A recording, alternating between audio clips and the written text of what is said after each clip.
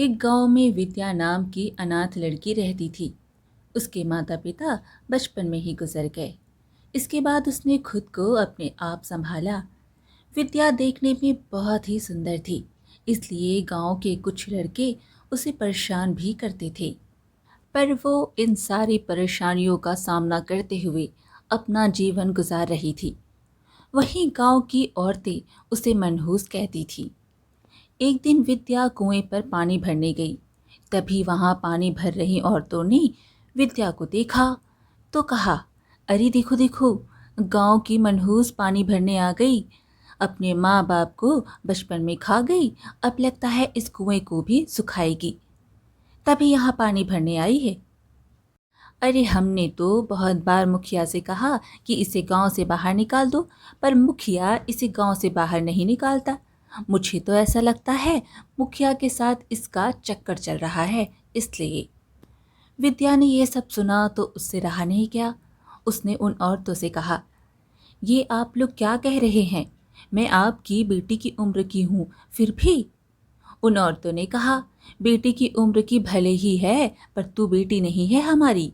हाँ हाँ, सही कह रही है बहन, तू तो मनहूस है जो अपने माँ बाप को बचपन में ही खा गई। मुझे तो डर लगता है कहीं हमारे गांव पर कोई विपत्ति ना आ जाए तेरी वजह से। यह सब सुनकर विद्या वहां से दुखी होकर घर आ गई। घर आने के बाद वो फूट फूट कर रोने लगी और अपने माता पिता को याद करते हुए बोली, माँ, पिताजी, आप लोग मुझे अकेला छोड़कर कहाँ चले गए? इससे अच्छा तो होता आप लोग मुझे भी अपने साथ ले जाते। विद्या काफ़ी ज़्यादा दुखी थी और रोई जा रही थी, क्योंकि अक्सर उसे इसी तरह के ताने सुनने को मिलते थे। इसी तरह धीरे धीरे समय गुजर रहा था। विद्या को इसी तरह ताने सुनने को मिलते थे। एक दिन विद्या अपने घर पर खाना बना रही थी, तभी मुखिया आया। मुखिया को देखकर विद्या थोड़ी घबरा गई। अरे मुखिया जी, आप यहाँ पर? मुखिया बोला, अरे हाँ हाँ, तुमसे मिलने आया हूँ। सोचा कि तुमसे मिल लूँ, बहुत दिनों से तुम्हारे दर्शन नहीं हुए ना। विद्या बोली, आप यहाँ पर क्यों आए हैं? पता भी है गांव की औरतें कैसी कैसी बातें करती हैं। मुखिया बोला, अरे तो क्या हुआ, और वैसे भी वो सच्ची तो कहती हैं। हम तुमको बहुत पसंद करते हैं। अब कहे तो तुम ही हो जो मेरी बात नहीं मानती हो। विद्या गुस्से से बोली, मुखिया जी, ये आप क्या कह रहे हैं? अपनी उम्र देखिए, मैं आपकी बेटी की उम्र की हूँ, फिर भी आपको शर्म नहीं आ रही ऐसी बातें करने में? मुखिया बोला, अरे पगली, शर्म किस बात की? अरे प्यार उम्र देखकर थोड़ी ना होता है, और मैं तुमसे प्यार करता हूँ। तुम हमारे यहाँ रानी बनकर रहोगी, रानी। विद्या बोली, मुझे रानी नहीं बनना, चले जाइए आप यहाँ से, इसी में आपकी भलाई है। यह सुनकर मुखिया को भी गुस्सा आया और बोला, अरे पता नहीं तुझे किस बात का घमंड है, इतना दुख सह रही है फिर भी मेरी बात नहीं मानती, बदतमीज कहेगी। विद्या बोली, चाहे मैं मर क्यों ना जाऊं, पर मैं आपकी कभी बात नहीं मानूंगी। अब आप यहाँ से चली जाइए, वरना मैं शोर मचा दूंगी। यह सुनकर मुखिया वहां से चला गया, जिससे विद्या काफी ज्यादा दुखी हुई। तभी उसे याद आया कि घर में लकड़ियां खत्म हो गई और वो जंगल से लकड़ियां लाने के लिए चली गई। तभी रास्ते में कुछ लड़कों ने उसे छेड़ते हुए कहा, अरे विद्या, कहाँ जा रही हो अकेले अकेले? अरे बताओ तो, हम भी तुम्हारे साथ चलें। वैसे भी तुम्हारा इस दुनिया में कोई नहीं है, लेकिन हम हैं, हमको भूल मत जाना। विद्या बोली, किसने कहा कि मैं अकेली हूँ? मेरे साथ मेरे भगवान हैं, इसलिए भगवान से डरो और अपने घर जाओ। यह सुनकर उन लड़कों ने कुछ नहीं कहा और वह वहां से चले गए। इसके बाद विद्या जंगल आई और लकड़ियां काटने लगी। लकड़ियां काटते हुए उसे बार बार उन्हीं लोगों की बातें याद आ रही थी। इसी वजह से उसे काफी गुस्सा आ रहा था और वह तेज तेज कुल्हाड़ी को लकड़ी पर मार रही थी। तभी अचानक उसे किसी की आवाज सुनाई दी। आवाज को सुनकर विद्या काफी हैरान हुई। अरे, यह आवाज़ किसकी है? विद्या ने इधर उधर देखा तो वहां से कोई नहीं दिखा। तभी अचानक उसे फिर से आवाज़ सुनाई दी। विद्या जिस ओर से आवाज़ आ रही थी उसी तरफ चली गई। काफी दूर आने पर उसे एक गुफा दिखाई दी। गुफा को देखकर वो चौंक गई। अरे, यह तो गुफा है, लगता है इसी से आवाज़ आ रही थी। यह कहकर विद्या उसी गुफा के अंदर चली गई। गुफा में काफी ज्यादा अंधेरा था। तभी अचानक आवाज आना बंद हो गई और उसने अपने आप से कहा, अरे, आवाज तो बंद हो गई, अब मैं क्या करूं? यहाँ कुछ दिखाई नहीं दे रहा। ऐसा करती हूँ, कल आऊंगी, तब पता करूंगी यह कौन है। इसके बाद विद्या उस गुफा से बाहर निकल आई और लकड़ियां लेकर अपने घर आ गई। घर पर विद्या उसी आवाज के बारे में सोच रही थी। इस तरह शाम हो गई, जिस पर विद्या ने सोचा, कल जाऊंगी। अब तो शाम हो गई, इस समय जाना ठीक नहीं है। अगली सुबह विद्या उठी और सीधा उसी जंगल पहुंच गई। गुफा में आने के बाद उसने मशाल जलाई और अंदर चली गई। अंदर अंधेरा था, पर मशाल की मदद से वो आगे बढ़ती जा रही थी। तभी उसे एक नौजवान लड़का दिखाई दिया जो घायल पड़ा हुआ था और वही लगातार दर्द में आवाज दे रहा था। उसे देखकर विद्या पहले काफी ज्यादा घबरा गई। अरे, यह तो कोई व्यक्ति है, अब मैं क्या करूं? विद्या को समझ नहीं आ रहा था। विद्या ने उसे उठाने का प्रयास किया पर उठा नहीं पाई। अरे, मैं तो इसे उठा ही नहीं पा रही हूँ। ऐसा करती हूँ, यहीं पर इसको औषधि लगा देती हूँ। यही सोचकर विद्या जंगल से औषधि लाई और उसने उसे पीसकर उस युवक को लगा दी। इसके बाद विद्या ने उसे पानी पिलाया और वहां से चली आई। धीरे धीरे 2-3 दिन गुजर गए और विद्या इसी तरह उस युवक की देखभाल गुफा में करने लगी। जब गांव वालों ने देखा विद्या रोजाना जंगल जा रही है तो वह काफी हैरान हुए। अरे, यह जंगल क्यों जाती है और वहां से कुछ लाती भी नहीं है? हाँ हाँ, बड़ी हैरानी वाली बात है। आखिर यह सब चक्कर क्या है? यह क्या कर रही है? हमें इस बारे में मुखिया को बताना चाहिए, कहीं यह कुछ अनर्थ ना कर दे। अरे, काहे का अनर्थ, बस कहीं हमारे गांव का नाम बदनाम ना कर दे, इसलिए हमें मुखिया को बताना तो पड़ेगा ही। इसके बाद वो सभी मुखिया के पास आए। मुखिया ने जब गांव वालों को देखा तो कहा, अरे, आप लोग यहाँ पर क्या हो गया? गांव वालों ने कहा, मुखिया जी, कुछ दिनों से विद्या लगातार जंगल जा रही है पर वहां से कुछ लाती नहीं। आखिर वो जंगल क्या करने जा रही है? मुखिया बोला, अरे, उसका जो मन करे सो करे, अब तुम लोग इतना उसके बारे में क्यों सोच रही हो? लोगों ने कहा, मुखिया जी, हम तो आपको बताने आए हैं, कहीं वो उल्टा सीधा ना कर दे जिससे हमारा गांव मुसीबत में फंस जाए। मुखिया बोला, ओहो, अरे वो कुछ नहीं कर रही होगी, और वैसे भी जंगल में क्या ही कर सकती है, तुम लोग बेफालतू में इतनी बातें सोच रहे हो। चलो, अब जाओ यहाँ से। यह सुनकर गांव वाले वहां से चले आए। उन लोगों में से एक औरत ने कहा, देखा, मैंने तो पहले ही कहा था, यह मुखिया जरूर विद्या पर मरता है, इसीलिए हमारी बात नहीं सुनता। दूसरी तरफ विद्या की देखभाल से अब उस नौजवान की हालत ठीक होने लगी। एक दिन विद्या जब उस गुफा में आई तो उसने देखा नौजवान उस गुफा में नहीं था। उस नौजवान को वहां ना पाकर विद्या खुद से ही कहने लगी, अरे, वो नौजवान कहाँ चला गया? उसे तो इसी गुफा में होना चाहिए था। अभी तो उसके जख्म भी सही नहीं हुए। विद्या को कुछ समझ नहीं आया। उसने गुफा में अच्छी तरह देखा पर वहां कोई नहीं था। वहीं दूसरी तरफ गांव का सोहन विद्या के पीछे पीछे आया था।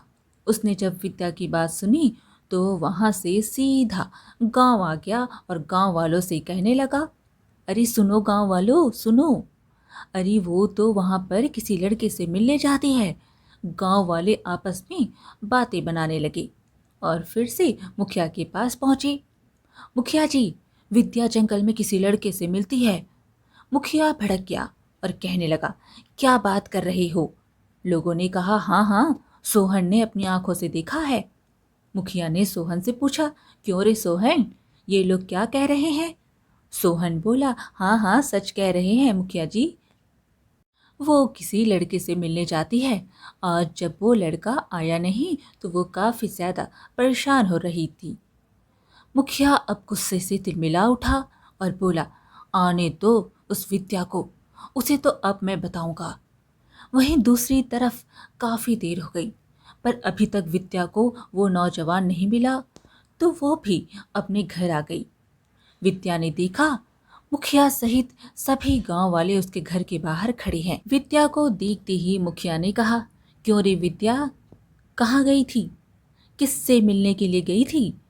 यह सुनकर विद्या चौंकते हुए बोली, ये आप क्या कह रहे हैं मुखिया जी, मैं तो बस जंगल गई थी। मुखिया बोला, हाँ हाँ, हमें सब पता है कि तू जंगल में क्या करने जाती है। चल चुपचाप बता कि वो कौन है जिससे मिलने के लिए तू जंगल में जाती है, बता। विद्या बोली, ऐसा कुछ नहीं है मुखिया जी, मैं बस जंगल में लकड़ी काटने जाती हूँ। मुखिया बोला, अगर लकड़ी काटने गई थी तो फिर तेरे हाथ में लकड़ी क्यों नहीं है? कुल्हाड़ी कहाँ है तेरी? यह सुनकर विद्या थोड़ा परेशान हुई और बोली, मेरा मन मुखिया जी, मैं कुछ भी करूं। मुखिया बोला, अच्छा, मेरा मन चाहे मैं जो करूं, वाह रे वाह, मैं तो तुझे सीधी सादी समझता था, पर तू तो निकली बड़ी चालाक। मेरी बात कान खोल के सुन ले, अगर इस गांव में रहना है तो मेरे हिसाब से रहना होगा, वरना इस गांव से चली जा, क्योंकि हमारे गांव में यह सब नहीं होता है। यह सुनकर विद्या काफी ज्यादा दुखी हुई। उसे तो पता ही नहीं था कि गांव वाले उस पर नजर रख रहे हैं, और उसने कहा, यह कहकर विद्या अपने घर के अंदर चली गई। फिर मुखिया ने कहा, चलो अब तुम लोग भी अपने अपने घर जाओ, चलो। इसके बाद सभी लोग अपने अपने घर चले गए। वहीं घर आने के बाद विद्या काफी दुखी हुई और अपने आप से बोली, मुझे तो पता ही नहीं था, गांव वाले मेरे पीछे मेरी निगरानी करते हैं। आखिर यह लोग मुझे इतना मनहूस क्यों सोचते हैं? मेरे माता पिता नहीं है, इसका मतलब यह नहीं कि उनकी मौत की वजह मैं हूं। यह कहकर विद्या फिर से रोने लगती है। दूसरी तरफ ऐसा लग रहा था जैसे विद्या की कोई छुपकर निगरानी कर रहा हो। इसके बाद विद्या ने राशन देखा तो घर में राशन नहीं था। विद्या ने सोचा, बाजार जाकर राशन ले आती हूँ। यह सोचकर उसने जब पैसे देखे तो पैसे भी नहीं थे। अरे, पैसे भी खत्म हो गए, अब मैं क्या करूं? विद्या को कुछ समझ नहीं आ रहा था, क्योंकि उसने धीरे धीरे अपनी माँ के सारे कीमती जेवर बेच दिए थे, क्योंकि वो कोई काम नहीं करती थी, जिस वजह से वो इसी तरह गुजारा करती थी। पर अब उसके पास कुछ नहीं था। विद्या सोचने लगी, अब मैं क्या करूं? गांव वाले तो मुझे कोई काम ही नहीं देते जिससे मैं अपना गुजारा कर सकूं, पर अब पैसे कहाँ से लाऊंगी? तभी उसे मुखिया की याद आई। पर फिर उसने कहा, नहीं नहीं, मुखिया के पास नहीं जाऊंगी, वो 10 तरह की बातें करेगा। पर विद्या काफी ज्यादा मजबूर थी, उसे कुछ समझ नहीं आ रहा था, और उसने कहा, ऐसा करती हूँ, मुखिया जी से उधार पैसे ले लेती हूँ, बाद में उसे दे दूंगी। यही सोचकर विद्या मुखिया के घर आ गई। विद्या को देखकर पहले तो मुखिया को काफी गुस्सा आया, फिर उसने बाद में कहा, क्या हो गया, तुम यहाँ क्या करने आई हो? विद्या बोली, मुखिया जी, मुझे कुछ पैसों की ज़रूरत है, मेरे पैसे खत्म हो गए हैं। अगर आप मुझे कुछ पैसे दे देंगी तो मैं आपको कुछ दिनों बाद पैसे लौटा दूंगी। मुखिया बोला, वैसे पैसे तो मैं तुमको दे दूंगा, पर उसके बदले में तुम्हें मेरी एक शर्त माननी पड़ेगी। बोलो बोलो, मानोगी ना? ये सुनकर विद्या काफ़ी ज़्यादा परेशान हुई और बोली, कैसी शर्त मुखिया जी? मुखिया बोला, तो शर्त यह है कि तुम मुझसे शादी कर लो, उसके बाद पैसे मांगने की ज़रूरत ही नहीं। तुम्हारा जितना मन उतना खुल के उड़ाओ, खर्चा करो। विद्या बोली, नहीं, मैं आपसे शादी नहीं करूंगी। आपको पैसे देने हैं तो बता दीजिए, वरना मैं किसी और से ले लूंगी। यह सुनकर मुखिया सोच में पड़ गया और काफी देर सोचने के बाद उसने विद्या को 500 रुपये दिए और कहा, हाँ तो कान खोल के हमारी भी बात सुन लो। यह पैसा तुमको हमको 1 महीने में दे देना। अगर 1 महीने में नहीं दे पाई ना, तो मेरी शर्त यह है कि तुम्हें मुझसे शादी करनी पड़ेगी। यह सुनकर विद्या ने पैसे लेने से इनकार कर दिया और कहा, नहीं, मुझे पैसे नहीं चाहिए, क्योंकि 1 महीने में इतने पैसे कहाँ से लाऊंगी मैं। मुखिया बोला, अरे चलो, कोई बात नहीं, 2 महीने में दे देना। और वैसे भी गांव में बहुत सारे लोग हैं, तुम कहीं भी काम कर सकती हो, सोच लो। यह सुनकर विद्या ने काफी देर सोचा और फिर पैसे लेकर वहां से आ गई। मुखिया काफी ज्यादा खुश हुआ और अपने आप से बोला, जाओ जाओ जाओ, तुम्हें कोई भी काम नहीं देगा, क्योंकि हमने सभी से पहले ही मना कर दिया है। ये दाव हमारा फिट बैठा, अब तो तुमको हमसे ही शादी करनी पड़ेगी। यह सब कहकर मुखिया जोर जोर से हंसने लगा। वहीं दूसरी तरफ विद्या घर आई। घर आने के बाद उसने उन पैसों को संभाल कर रख दिया और फिर अपने आप से कहा, हे भगवान, पैसे तो मुझे मिल गए हैं, पर अब मैं इन पैसों को लौटाऊंगी कैसे? क्योंकि अगर मैंने पैसे नहीं लौटाए तो मुखिया मुझसे शादी कर लेगा। अब आप ही कोई रास्ता दिखाइए। विद्या को कुछ समझ नहीं आ रहा था और वो गांव में काम मांगने के लिए निकल गई। उसे पता था गांव में जो अमीर लोग हैं वही उसे काम दे सकते हैं। इसके लिए वह एक अमीर सेठ के घर गई और बोली, क्या आपके यहाँ कुछ काम मिल सकता है? सेठानी बोली, नहीं, हमारे यहाँ कोई काम नहीं है, जा यहाँ से। सेठानी जी, मुझे पैसों की ज़रूरत है। सेठानी बोली, अरे मना कर दिया ना, कोई काम नहीं है, चलो जाओ यहाँ से। यह सुनकर विद्या वहाँ से चली गई। उसने अपने गांव में बहुत सारे लोगों से काम मांगा, पर किसी ने भी उसे काम नहीं दिया, जिससे वह बहुत दुखी होकर घर आ गई। विद्या बैठे बैठे सोचने लगी, हे भगवान, कोई मुझे काम नहीं दे रहा, अब मैं कैसे मुखिया के पैसे लौटाऊंगी? ऐसा करती हूँ, इन पैसों को खर्च ही नहीं करती, पर अगर खर्च नहीं करूँगी तो घर का राशन कैसे आएगा? विद्या काफ़ी ज़्यादा दुखी थी। काफ़ी देर सोचने के बाद उसने कुछ पैसे लिए और बाजार जाकर राशन ले आई। धीरे धीरे समय गुजर रहा था। विद्या इसी बात को लेकर काफ़ी ज़्यादा परेशान रहती थी कि वो मुखिया के पैसे कैसे देगी। एक दिन विद्या अपने घर पर काम कर रही थी, तभी अचानक किसी ने विद्या का दरवाज़ा खटखटाया। विद्या ने दरवाज़ा खोला तो वह काफ़ी ज़्यादा हैरान हुई, क्योंकि सामने वही नौजवान खड़ा हुआ था जिसकी विद्या ने मदद की थी। विद्या उसे देखते ही बोली, अरे आप यहाँ पर, आपको मेरा घर कैसे पता लगा? उस नौजवान ने कहा, बस गांव वालों से पूछते हुए आ गया, क्या मैं अंदर आ सकता हूँ? विद्या ने कहा, हाँ हाँ, क्यों नहीं, आइए अंदर। इसके बाद वो नौजवान घर के अंदर आया। विद्या ने उसे पानी दिया और कहा, अब आपकी तबीयत कैसी है? नौजवान ने कहा, अब मेरी तबीयत ठीक है, यह सब तुम्हारी वजह से ही हुआ। अगर तुमने बचाया ना होता तो मैं कब का मर गया होता। विद्या बोली, आप ऐसा क्यों कह रहे हो? बचाने वाला तो भगवान होता है, बस उसने तो मुझे जरिया बनाया था।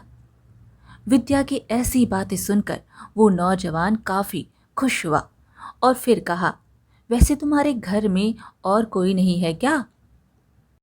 विद्या बोली, नहीं नहीं, मेरे घर में कोई नहीं है, मेरे माता पिता बचपन में ही गुजर गए। उस नौजवान ने कहा, इसका मतलब तुम अकेली रहती हो? विद्या बोली, हाँ हाँ, मैं अकेली ही रहती हूँ।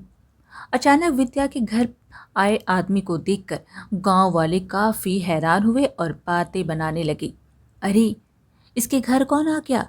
विद्या का तो कोई है ही नहीं, कहीं यह वही आदमी तो नहीं जिससे विद्या मिलने जाया करती थी? गांव में तरह तरह की बातें होने लगी, पर विद्या इन सब से बेखबर थी। विद्या ने उस लड़के से कहा, आप कहाँ रहते हैं?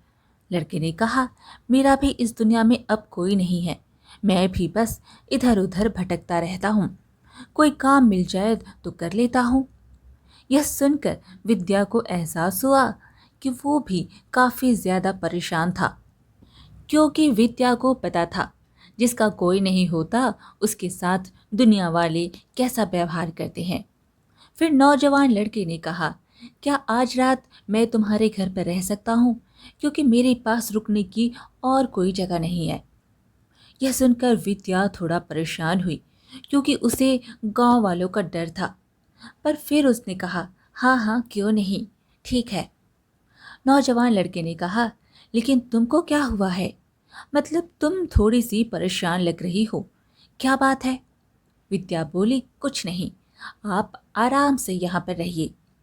वहीं जब यह सब खबर मुखिया को पता लगा तो वह सीधा विद्या के घर आ गया और तेज तेज चिल्लाने लगा, विद्या, ए विद्या, बाहर आओ। मुखिया की आवाज़ सुनकर विद्या बाहर निकल कर आई और बोली, क्या हुआ मुखिया जी, आप इस समय यहाँ पर? मुखिया बोला, अरे यह बताओ कि तुम्हारे घर पर कौन आया है, क्या तुम उसे जानती हो? बताओ, कौन है वो? विद्या बोली, हाँ हाँ मुखिया जी, मैं उसे जानती हूँ, बात यह है कि मैंने उसकी मदद की थी। मुखिया बोला, ओहो, तो यह कहो ना कि यह वही है जिससे मिलने के लिए तुम जंगल जाया करती थी, वही है ना? विद्या बोली, नहीं नहीं, ऐसी बात नहीं है मुखिया जी, मैंने बस उस इंसान की मदद की थी। तभी वहाँ पर गांव वाले भी आ गए और बोले, अरे मुखिया जी, देखो देखो, आपने इसे समझाया भी था, फिर भी यह नहीं मानी, कितनी बेशर्म है, अनाथ होने के बाद भी ऐसा काम कर रही है। मुखिया भड़क गया और बोला, हाँ हाँ, बिल्कुल सच कह रहे हो, चलो चलो, पहले तुम मेरे पैसे निकालो, क्योंकि मैं तुम जैसे लोगों को पैसे नहीं देता। यह सुनकर विद्या काफ़ी परेशान हुई, क्योंकि अभी उसके पास पैसे नहीं थे। फिर विद्या ने कहा, मुखिया जी, अभी मेरे पास पैसे नहीं हैं, आप कहें तो मैं आपको आधे पैसे दे सकती हूँ। मुखिया बोला, बिल्कुल नहीं, मुझे पूरे पैसे चाहिए, क्योंकि मैंने सोचा था कि तुम भोली भाली हो, पर तुमने तो फिर से अपना असली रूप दिखा दिया। बाहर से इन आवाज़ों को सुनकर नौजवान भी काफ़ी हैरान हुआ और वह भी बाहर निकल आया। नौजवान को देखकर मुखिया और ज़्यादा गुस्से में आ गया। वहीं दूसरी तरफ नौजवान ने मुखिया से कहा, ए, रुको रुको, क्या हो क्या? मुखिया जी, क्या बात है? आप इतना शोर क्यों मचा रहे हैं, क्या हो क्या?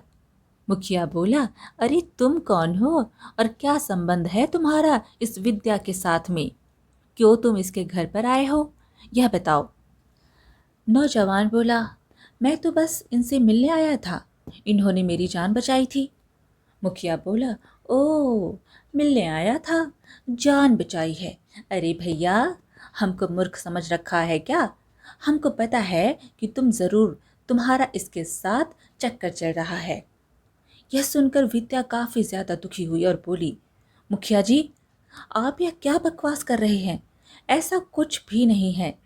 तभी वहाँ पर एक आदमी आया और बोला, हाँ हाँ, ये लोग बिल्कुल ठीक कह रहे हैं, ऐसा कुछ भी नहीं है।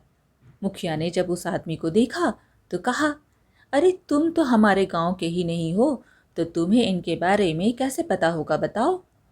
उस आदमी ने कहा, मुझे सब कुछ पता है इनके बारे में, तुम्हें नहीं पता कि ये कौन है। मुखिया बोला, अरे बड़े आए, तुम तो ऐसे धमका रहे हो जैसे यह कहीं के राजकुमार हो, और वैसे भी हमारे गांव में यह सब नहीं होता।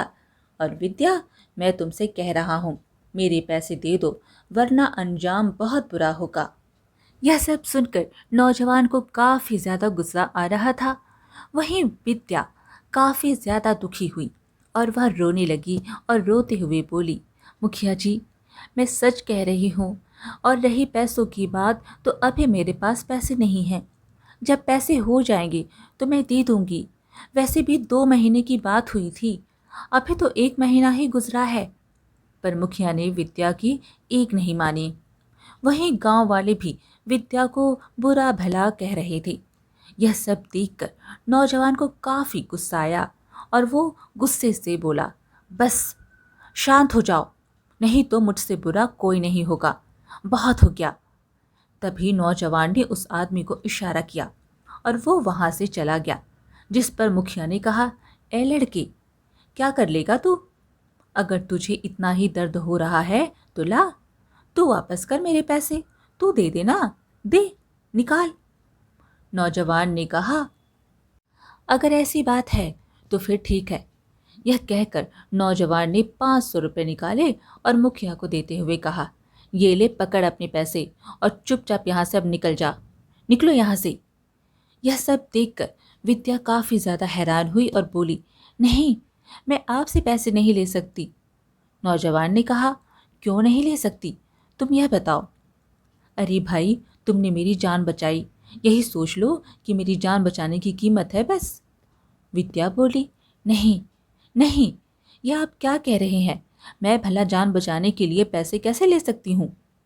तभी उसी गांव का सोहन बोला, अरे, यह इसलिए पैसे नहीं ले रही है क्योंकि इसे ज्यादा पैसे चाहिए होंगी।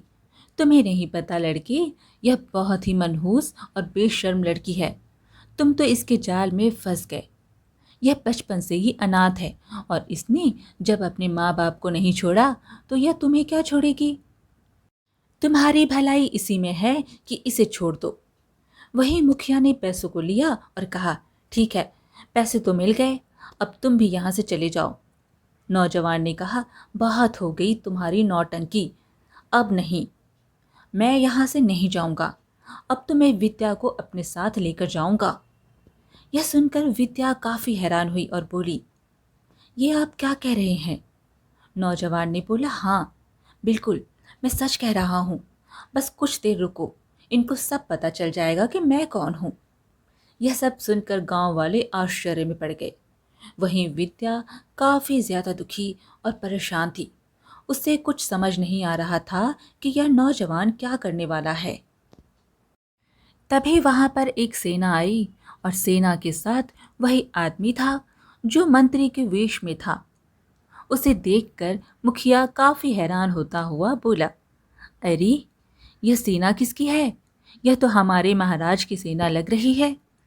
सभी गांव वाले सेना को देखकर काफी ज्यादा हैरान हुए। तभी मंत्री सीधा नौजवान के पास आया और बोला, राजकुमार युवराज की जय हो। आपने जैसा कहा था मैंने वैसा ही किया। हमारी सेना आ चुकी है और कुछ देर में महाराज भी आ रहे होंगे। यह सब सुनकर गांव वाले काफी हैरान हुए और जब उन्होंने देखा कि यह नौजवान राजकुमार है तो सभी पूरी तरह घबरा गए, क्योंकि उन्होंने अभी इन लोगों के साथ बहुत बुरा व्यवहार किया। वहीं विद्या भी आश्चर्यचकित होते हुए बोली, आप राजकुमार हैं तो आपने बताया क्यों नहीं? राजकुमार युवराज ने कहा, क्योंकि मैं तुम्हारी परीक्षा ले रहा था विद्या, देख रहा था कि तुम कैसी लड़की हो, क्योंकि तुम मुझे पहली नज़र में ही पसंद आ गई थी, इसलिए मैं तुम्हारी निगरानी भी कर रहा था। वहीं मुखिया ने कहा, राजकुमार जी, हमको माफ़ कर दीजिए, हमको नहीं पता था कि आप राजकुमार हैं, बस माफ़ कर दीजिए। राजकुमार बोला, हाँ, नहीं पता था, इसलिए तो आपने मेरे साथ ऐसा व्यवहार किया और विद्या के साथ भी आपने बदतमीजी की। क्या आपके यहाँ किसी के साथ ऐसे ही बर्ताव किया जाता है? बताइए। मुखिया बोला, नहीं नहीं नहीं, ऐसी कोई बात नहीं है, बस हमें पता नहीं था कि आप राजकुमार हैं। तभी वहां पर राजा भी आ गए। राजा ने जब अपने बेटे और मंत्री को देखा तो कहा, क्या हो रहा है यहाँ सब? राजकुमार युवराज ने कहा, पिताजी, हमें इस गांव के मुखिया को बदलना पड़ेगा, क्योंकि यह मुखिया किसी काम का नहीं है, यह बस दुखी लोगों को और परेशान करता है। मुखिया अब गिड़गिड़ाने लगा, नहीं नहीं नहीं, राजकुमार जी, हमसे बहुत बड़ी भूल हो गई, हमको माफ़ कर दीजिए, माफ़ कर दीजिए। राजकुमार युवराज बोला, बिल्कुल नहीं, तुम्हें माफ़ी तो बिल्कुल नहीं मिलेगी, बल्कि सज़ा मिलेगी। सैनिकों, ले जाओ इस मुखिया को और कारागार में डाल दो। ले जाओ इसको। यह सुनकर सैनिक मुखिया को पकड़कर ले गए। वहीं राजकुमार युवराज ने विद्या से कहा, आज से तुम यहाँ नहीं, बल्कि मेरे साथ रहोगी, क्योंकि मैं तुमसे विवाह करना चाहता हूँ। बताओ, क्या तुम मुझसे शादी करोगी? यह सुनकर विद्या काफ़ी ज़्यादा हैरान हुई। वहीं जब गांव वालों ने यह सुना तो वह भी काफ़ी ज़्यादा हैरान हुए और कहने लगे, पर राजकुमार जी, यह तो मनहूस है। आप इससे कैसे विवाह कर सकते हैं? यह आपको बर्बाद कर देगी। राजकुमार युवराज बोला, अगर इसके माँ बाप का देहांत हो गया तो यह मनहूस हो गई। अरे तुम जैसे लोगों की वजह से ही इंसान सुखी नहीं रह सकता। यह सुनकर सभी लोग शांत हो गए। इस पर विद्या ने कहा, मैं आपके काबिल नहीं हूँ राजकुमार, मैं तो एक बहुत ही गरीब लड़की हूँ। राजकुमार बोला, तो क्या हो गया विद्या, तुम भले ही गरीब हो, लेकिन तुम्हारा दिल बहुत ही बड़ा है। बस मैंने तुम्हारे दिल को देखा और इसलिए मैं तुमसे शादी करना चाहता हूँ। तब राजा ने भी कहा, हाँ हाँ बेटी, राजकुमार और मंत्री ने मुझे सारी बात बताई थी। तुम मेरे बेटे को बहुत पसंद हो तो उससे शादी कर लो। यह सुनकर विद्या खुश हुई और वो शादी के लिए मान गई। इसके बाद सभी महल आए और फिर राजकुमार और विद्या की शादी हो गई। अब विद्या बहुत ज़्यादा खुश थी।